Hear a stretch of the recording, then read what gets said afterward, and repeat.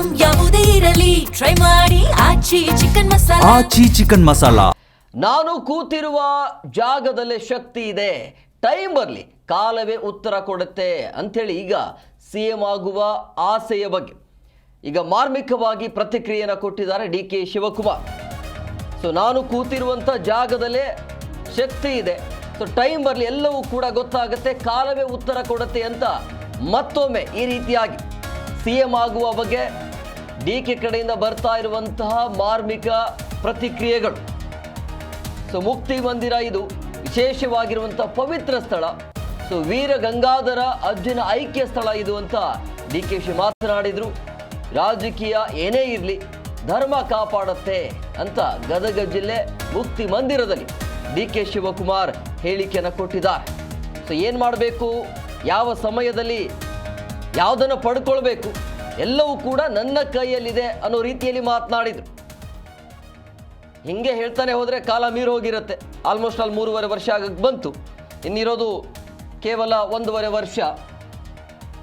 ಗೊತ್ತಿಲ್ಲ ಮುಂದಿನ ಬೆಳವಣಿಗೆ ಏನಾಗುತ್ತೆ ಅನ್ನೋ ಗೊತ್ತಿಲ್ಲ. ಒಟ್ಟಿನಲ್ಲಿ ಸಿಎಂ ವಿಚಾರವಾಗಿ ಮಾತನಾಡಿರೋದಂತೂ ಸ್ಪಷ್ಟ ಇದು, ಆ ಕುರ್ಚಿಯ ವಿಚಾರವಾಗಿ. ಸೊ ಕಾಲವೇ ಉತ್ತರ ಕೊಡುತ್ತೆ ಅನ್ನೋ ರೀತಿಯಲ್ಲಿ ಡಿ.ಕೆ. ಶಿವಕುಮಾರ್ ಮಾತನಾಡಿದ್ದಾರೆ. ಇವತ್ತು ಗದಗದಲ್ಲಿ ಭೇಟಿ ಕೊಡುವಂಥ ಸಂದರ್ಭದಲ್ಲಿ ಈ ರೀತಿಯಾಗಿ ಹೇಳಿಕೆಯನ್ನು ಕೊಟ್ಟರು.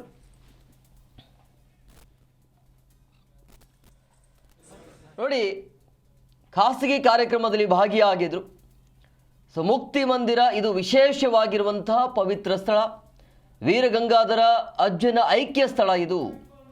ಸೊ ಮಾನವ ಧರ್ಮಕ್ಕೆ ಜಯ ಆಗಲಿ, ಧರ್ಮದಿಂದಲೇ ವಿಶ್ವಕ್ಕೆ ಶಾಂತಿ ಅಂತ ಹೇಳಿದವರು. ಎಲ್ಲ ಜಾತಿ ಧರ್ಮ ಒಟ್ಟಾಗಿ ಕೊಂಡೊಯ್ಯುವಂಥ ಕೆಲಸವನ್ನು ಸ್ವಾಮೀಜಿಯವರು ಮಾಡಿದ್ದಾರೆ. ಇದು ಯಾತ್ರಾ ಸ್ಥಳ.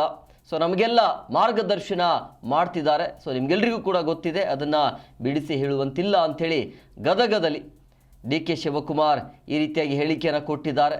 ಇದೇ ಸಂದರ್ಭದಲ್ಲಿ ಹೇಳಿಕೆಯನ್ನು ಕೊಡ್ತಾರೆ, ನಾನು ಕೂತಿರುವಂಥ ಜಾಗದಲ್ಲೇ ಶಕ್ತಿ ಇದೆ ಅಂಥೇಳಿ.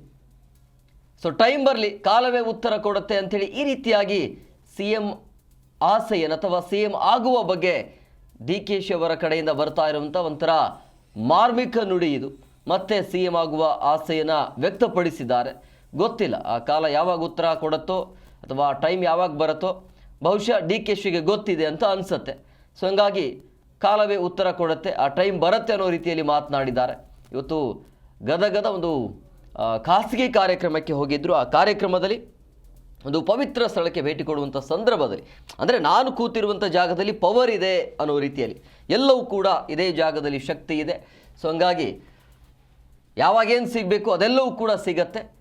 ಸೊ ಟೈಮ್ ಬರಬೇಕು ಅಂಥೇಳಿ ಸಮಯಕ್ಕೋಸ್ಕರ ಕಾಯ್ತಾ ಇದ್ದೇನೆ ಅನ್ನೋ ರೀತಿಯಲ್ಲಿ ಮಾತನಾಡಿದ್ದಾರೆ.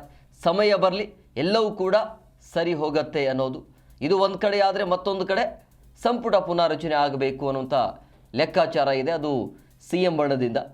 ಅದನ್ನು ತಡೆಯುವಂಥ ಶತಪ್ರಯತ್ನ ಅಂತೂ ಡಿ.ಕೆ. ಶಿ ಕಡೆಯಿಂದ ಆಗ್ತಾ ಇದೆ.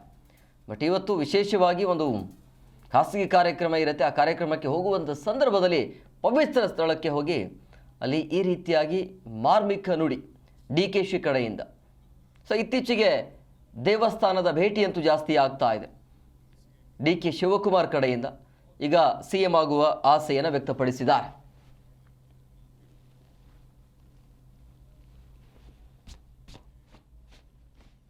ವಿಶೇಷವಾದಂಥ ಪವಿತ್ರವಾದಂಥ ಸ್ಥಳ, ನಮ್ಮ ವೀರ ಗಂಗಾಧರ ಅರ್ಜುನ ಐಕ್ಯ ಸ್ಥಳ ಇದು.